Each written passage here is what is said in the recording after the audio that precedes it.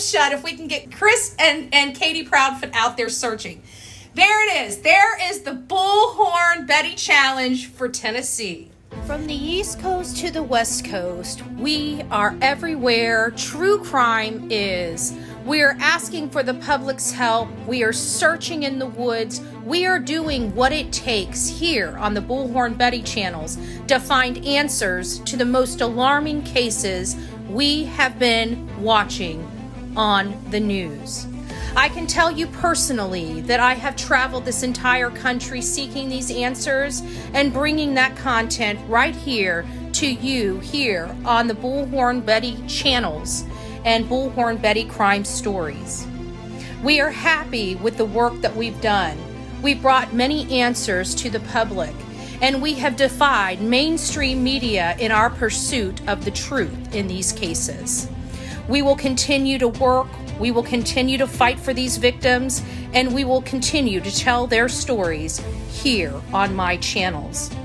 Welcome to the Bullhorn Betty brand of channels and the Coffee Club.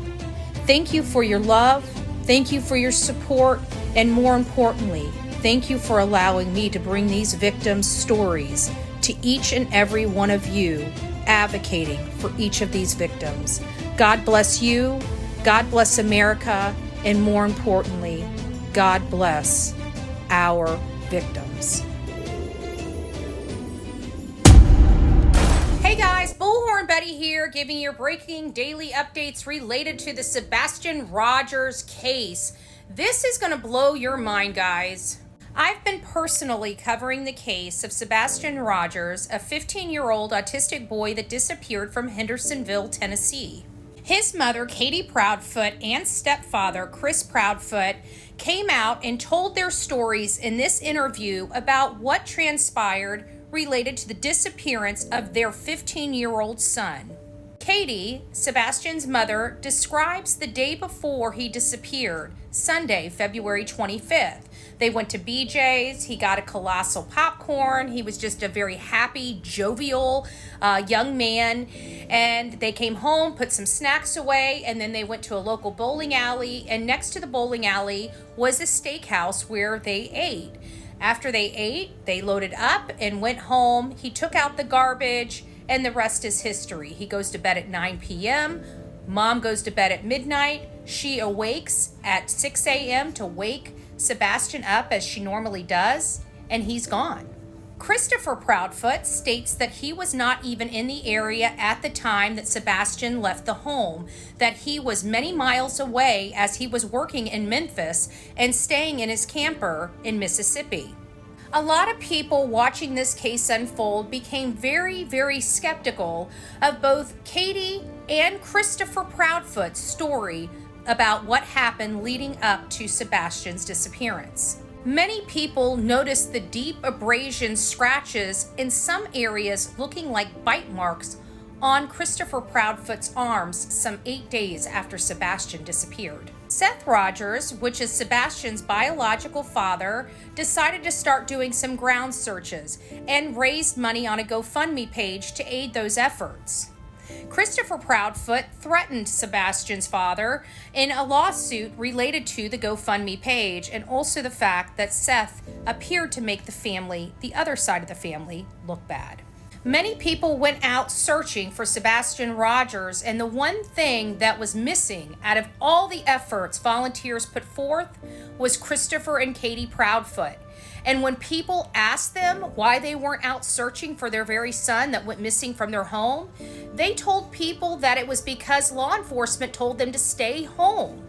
However, that very evening, they were seen at a barbecue joint outside of the home enjoying a dinner. Meanwhile, never once searching for their very son that they say they care about and want to come home. Media was in an uproar, demanding answers from both Katie and Christopher Proudfoot why they're not helping with any searches for their son. And what was their response? They got in their camper, packed it up, and took off. Sebastian's mom and stepfather took off to a campground in Mississippi where they returned home for a short while and then returned back to this campground. Right now, it appears that the camper is still at this mobile home park or RV park with Chris's truck, but we have confirmed Chris is not staying there and has installed a camera on the camper. There are so many people curious as to why there's a camera on this camper, but not on their home before Sebastian Rogers walked out that door. The sheriff was very cordial at the beginning of this search for Sebastian when he truly believed both Katie and Chris Proudfoot were deemed innocent and had no culpability in the disappearance of their son. If you look at the newest interview Nick Barris has with this very sheriff, you see a much different demeanor. Well, good morning, my beautiful coffee beans. Happy Sunday. I gotta tell you, a lot is going on in the Sebastian Rogers case. We're gonna get into the live here in just a moment. This case is really about Sebastian Wayne Drake Rogers. He's a 15-year-old autistic boy that disappeared February 26th, so we're led to believe. The only primary purpose of all of this is to find Sebastian and to find Sebastian safe. And I think it hurts us to our core to see a mom and a stepdad be so disrespectful to that very son. And although Seth had some words of encouragement, and check this out. Me and Chris are putting our differences aside. Oh, we have one more. It's not about our egos. It's about finding Sebastian. Me, Chris, and Katie will begin working together. And if everybody else could just fuck off and put your egos aside, help us find our son. Sebastian Wayne Drake Rogers is the goal of this shit. Well, guys, Bullhorn Betty here. It is nice to see you this Sunday afternoon. So I decided to come here and go back through this case with you guys because I honestly believe that we need to come full circle where we are right now. I just found some highly disturbing information out. For many of you know, I'm supposed to be in Tennessee right now, but there was some personal issues I had to deal with today, so I will be leaving tonight and be arriving in Tennessee on Monday. So we're just kind of, kicked back about a day, 24 hours, roughly 24 hours. But I'm going out here, and so you guys know how I feel. Even though I'm keeping this boy right here, number one, we still have our opinions. I still have my opinion.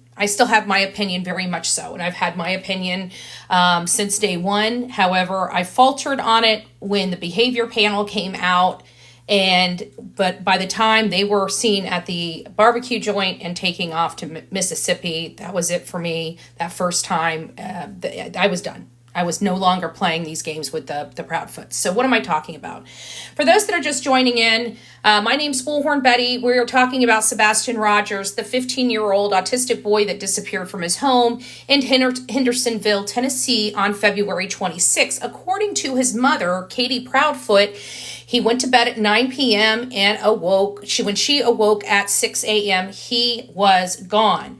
Now, we went through the floor plan of the home and everything like that. One of the statements that Katie said is when she came out before she called Christopher is that she thought Sebastian was in the kitchen. Well, it just so happens that her bedroom opens up to the grand room that looks right into this huge, this attached kitchen with the living room. She would have known immediately he was not there. So there was things right up front with her story that don't make sense, never did make sense.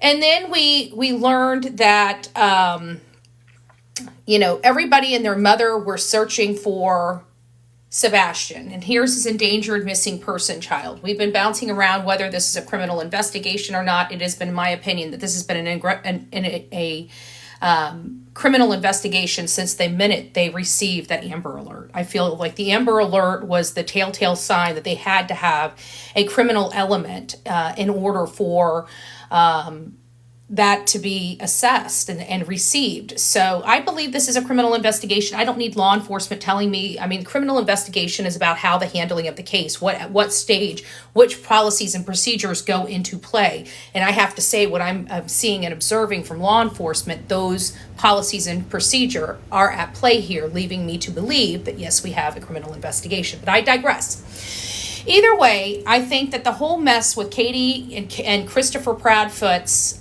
weird and odd behavior that they've been exhibiting since day one, thank you, Danny, God bless you, since day one, has been ridiculous. It's what is causing us to look at them. And I feel like it's taking away from Sebastian Rogers. And I keep wondering, is that intentionally? Are they doing this intentionally? Because at this point, it's kind of hard. Thank you, guys. God bless you. It's kind of hard for us not to believe that this is intentional. Jeez. I mean, when we were out there searching, they go to a barbecue joint after laughing in our face and saying, I'm sorry, we can't come out and help you guys because we have to stay home. But oh, by the way, we have time to go outside the home to eat, just not look for our son. And then when people yell at them for that and get like really, really butthurt over it, they pack up in their camper and take off. It's like, you guys just left your son behind. What the hell are you all thinking? Right? Like, what mother does that to their child? You know? And then we hear that Chris and Katie, they want us to all just get along and make them look good and act like we're all just one big happy freaking family, like that we're going to join forces and help them. And you know what? I'll put my BS aside. I surely would. If they got off their ass to actually help, you know? I mean, there is that. I mean, Chris, are you guys going to actually get up off your butt and come out and help? I'm just curious, asking for a few 100,000 friends here, buddy. All right. Then. I mean, like all this behavior of theirs. I mean, this non-stop just, you know, let's pee on the whole entire name of Sebastian Rogers. I mean, you want to talk about two people that can barely say one nice thing about this boy? Go look at Katie and Christopher Proudfoot. The only nice thing I've heard Katie say about her own son is that he likes to run, and he got a few lines in the back of his shirt and how proud of himself he was. That's the best. She never said she was proud of him. Notice that? So that's something when she was talking about it. And the only thing that Chris has ever said that I can ever ascertain as being actually nice or nice language toward Sebastian Rogers is that he plays chess. That is about as much as those two parents have been able to muster up to talk about their son in a positive light. If you listen to it, it's always, oh, he forgot to wipe the milk off here. Oh, he did this. Oh, he did that. It's never nice. They don't like this kid. His own mother seems like she doesn't really care about this kid. But, you know, if it wasn't the weird behavior of his mother of just running off and leaving him behind, then let's just look at the most recent and most appalling and disgusting of them all. We have a vigil going on. Why, Katie appears to be looking like she's purchasing herself a bike. You see this movement right here? You see that thing right there? That's a tennis shoe. That's her getting off a motorcycle. It appears that Mommy Dearest is looking for a motorcycle. If you notice Christopher's face, let me get out of the face. He's looking like, so what do you think, honey? Do you think it fit? Does it fit you well, babe? Can you ride it? What do you think? What do you think? It looks like Mama Dearest. Why is Mommy getting a motorcycle? Is it because you're hiding Daddy's big secret? And he said, oh, we got to go get you something nice. I don't know. But they think for whatever reason, for the rest of us normal people, that we shouldn't be angry that the rest of us are watching a vigil that I watched it online. I was wishing I could be there in person, right? This is not even my boy, and I want to be at that vigil in person. You know? And this is where they are. Right here. This is where they are. But listen to this. Seth, look at that boy. I'm sorry. This is Chris Proudfoot. That ain't no small man. That is one big boy. Just remember, bigger you are. All right. Don't be messing with Bullhorn. But he's a big guy, right? I'm going out there. I'm getting a little worried, folks. I'm getting a little worried, okay? I'm nervous over here. All right. So he's a big guy. Big guy. I heard this wasn't a pleasant conversation, despite all the additional stuff that Seth said. I heard this man, this piece of you-know-what right here, right, is screaming in Seth's face, the biological father. Screaming in his face, demanding that they join forces. You know, Seth doesn't really care. He wants anything that's going to find his son. He don't give a crap about nobody, right? That's, you know what I'm saying? He don't care about nobody. The only thing that man gives a rat's ass about, excuse my language on a Sunday, is his son.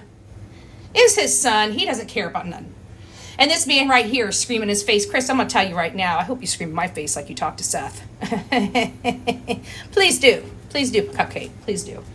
But I tell you what, that right there really shows you and solidifies the kind of demeanor that this man has, that this Chris Proudfoot has, where you're at a vigil screaming at the father of a boy that was in your care that just disappears, and you guys are having scratches and all this weird stuff all over you, and after you scream at him because you feel like he's just brought all this shit on you, and you don't have no reason to have that stink on yourself if it wasn't for Seth Rogers. Okay, and then you turn around and go to a freaking motorcycle shop. Dude, if you don't know why social media don't like you MFers, it's that!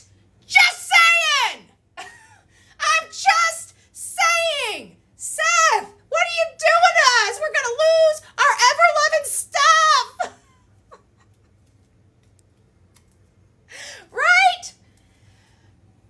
Chris, if you don't know what it is, listen to Bullhorn Betty, okay? Because I'm telling you, it's this. This is what's pissing us off. This. Okay? This. You know what else is pissing us off? Let me just clear it up for you. Just so you know, just so that you are in the know.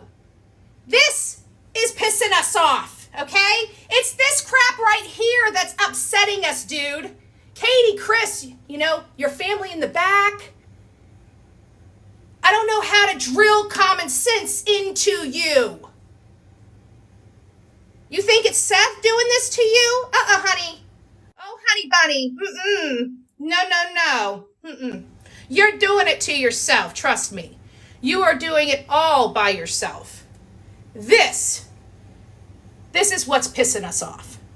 So, let me tell you, Proudfoots, I'm going to put my BS aside for the sake of your son.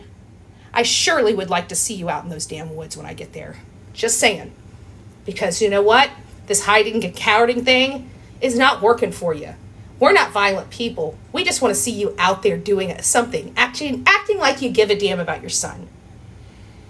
And for the love of God, quit screaming at Seth. He's been through enough at your hands, don't you think? Don't you think? And let me, for all means, I don't get in people's personal business, Chris, but let me ever see you yelling or raising your voice to that man again while I'm there.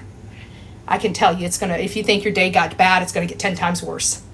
That man does not deserve you raising his voice. As a matter of fact, you should be condemned.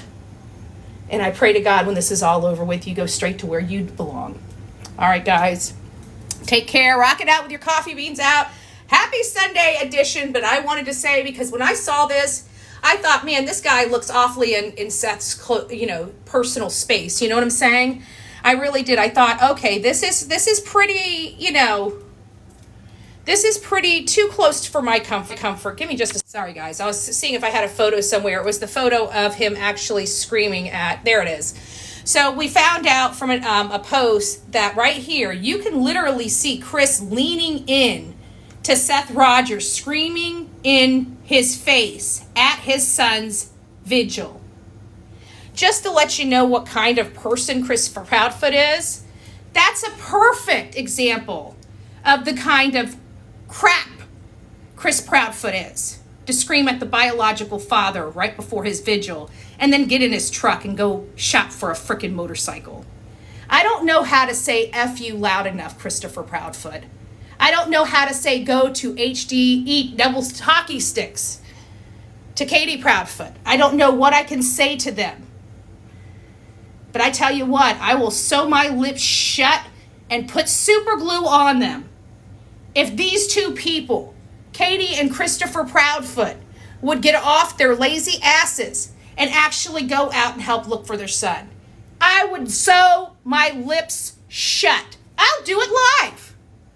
I'll sew my lips shut live. No pain, no nothing. Sew my lips shut. I'm sure it'll be very painful, but I'll sew them shut. If it's too painful, I'll super glue them. At least I think that doctors have something to get that off without tearing my lips apart.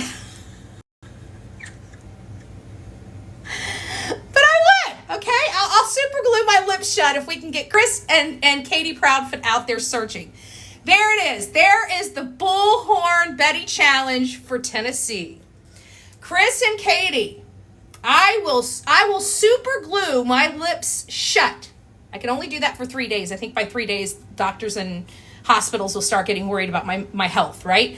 So, but I will super glue my lips shut for at least 72 hours if you guys will get out in the woods and start searching for your son. I'll cancel my trip out to Tennessee if you get out in the woods and start searching for your son. I have a funny feeling I'll be out there as planned on the 22nd. But I will stop it. All you got to do is say, we're getting out in the woods searching. Start posting some videos up and showing us that you're posting flyers and showing that you're out there kicking the pavement. Show me I don't have to come out and do it. I'll let you do it. I'll let you do it. All right, guys. Talk to you later. Take care. I'll be back soon. It's Sunday. It's fun day.